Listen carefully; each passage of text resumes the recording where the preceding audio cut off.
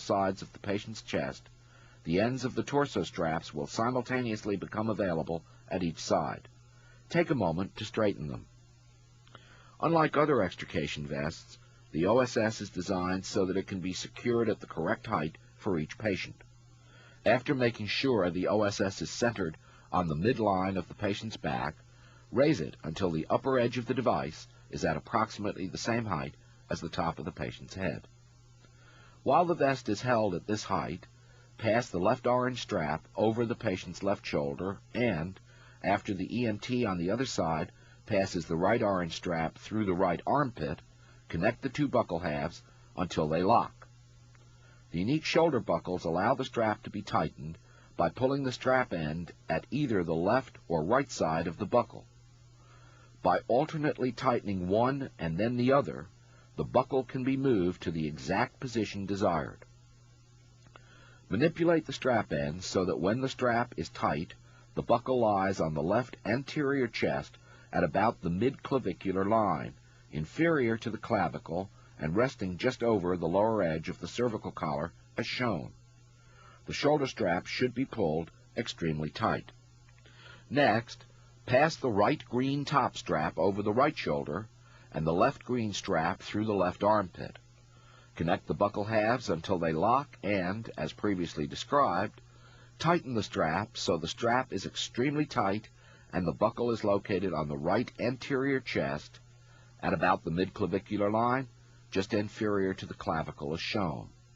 Note that the straps have formed an X across the upper thorax, with straps passing tightly around the top of each shoulder and under each armpit, so the vest cannot move up or down or left or right on the upper torso. Because of their location on the upper torso and shoulder girdle, even though these straps have been pulled extremely tight, they will not affect chest excursion or hinder the patient's ventilation. Once the X has been completed and the vest is immobilized to the upper torso, continue down the torso and vest. Bring the top gray strap halves around the mid-thorax from each side and insert and lock the white buckle parts together. Insert your hand between the strap and the patient's body and pull the strap until tight. When you remove your hand, the strap will be snug, but not too tight. Straps which circumferentiate the mid or lower thorax should never be very tight, as this will limit chest excursion and reduce ventilation. Next, bring the lower gray strap halves around the torso from each side and insert and lock the black buckle parts together. As previously described, insert your hand between the strap and the patient and pull it tight. When you remove your hand, the strap should be snug but not so tight as to put significant localized pressure on any underlying injured or friable organs. These straps only hold the mid-torso in the vest and prevent it from moving anteriorly away from the rigid back piece. In pregnant patients or patients with abdominal injuries, the use of the bottom gray strap can be omitted. The OSS is immobilized to the lower torso by a pair of groin loops. Take the left long black groin strap and pass its white buckle from the lateral side under the left leg just proximal to the knee. Be sure that it is not twisted. Grasping it between both hands as shown, carefully use a back and forth seesaw motion. Slide it under the patient's left leg and buttock until your back hand is at the midline of the patient's back and the strap is pulled in a straight line from its origin at the bottom of the vest in the back and between the patient's legs in the front. Now, with the patient's help, carefully place it to the left of the patient's genitalia and bring it up across the left pelvis and back to the white female buckle on the left side of the vest. Fasten the buckle halves together and carefully pull the strap until the groin loop is extremely tight. Only one groin loop should be inserted and secured at a time to avoid conflict and accidental moving of the lower torso and spine. Repeat this process to place the right black groin strap, which has black buckle parts, under the right leg, and after seesawing it into place, form the second groin loop around the right quadrant of the pelvis. Note that each groin loop lies diagonally around the pelvis rather than around the thigh. Groin loops should never lie around the legs since, when the patient is moved from the car, the legs will unavoidably be moved, and this would produce leverage against the vest.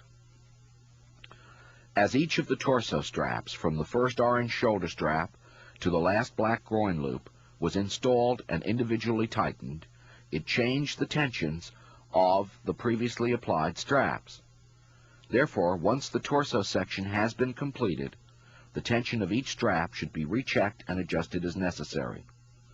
All adjustments on the torso should be completed before the head is attached to the device, so that any movement of the vest that results will not be reflected to the head and neck.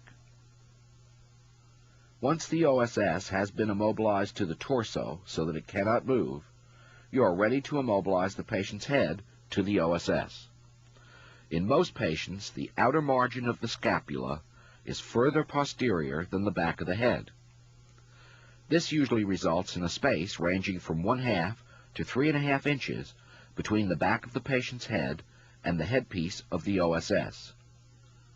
The void behind the head must be filled so that later, when the forehead strap is tightly applied, it will not cause the head to be pulled backwards into a hyperextended position. With the advent of stiff collars, padding behind the neck is no longer required nor recommended. However, padding to fill any void behind the head is essential. The amount of padding that is needed to properly fill the void behind the head will vary from patient to patient, and, in a few rare cases, none will be needed at all. The EMT maintaining the manual immobilization from behind the patient has a limited view.